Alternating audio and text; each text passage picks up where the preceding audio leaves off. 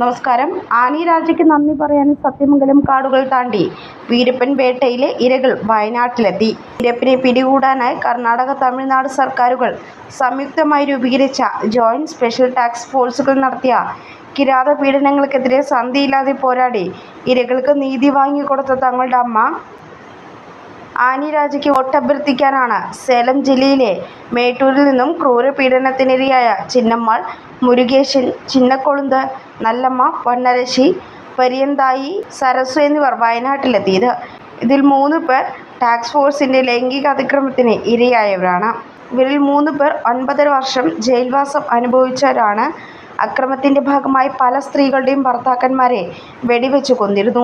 ഈ നിലയിൽ ഭരണകൂട ഭീകരതയുടെ ഇരകളായി ജീവിക്കുകയായിരുന്ന നൂറുകണക്കിന് മനുഷ്യരുടെ അവകാശത്തിനായി പോരാട്ടം നടത്തിയത് ആനി രാജയുടെ നേതൃത്വത്തിലായിരുന്നു. 1993 CPI തമിഴ്നാട് സംസ്ഥാന കൗൺസിൽ അംഗം VP ഗുണശേഖരൻ വിഷയത്തിൽ ഇടപെട്ടു. ഇതോടെയാണ് ദേശീയ മഹിളാ ഫെഡറേഷൻ മധുരയിൽ നടന്ന സംസ്ഥാന സമ്മേളനത്തിൽ ആനി രാജയെ കാണാൻ ഇവർ എത്തുന്നത്.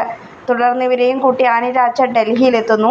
അവിടെ വെച്ച് പബ്ലിക് ഹിയറിംഗ് നടത്തുകയും ആനി രാജയുടെ സമ്മർദ്ദത്തിനൊടുവിൽ അസുഖബാധിതനായി വിശ്രമിക്കുകയായിരുന്ന അന്നത്തെ പ്രധാനമന്ത്രി മൻമോഹൻ സിംഗ് ഇരകളെ കാണാൻ തയ്യാറാക്കുകയായിരുന്നു.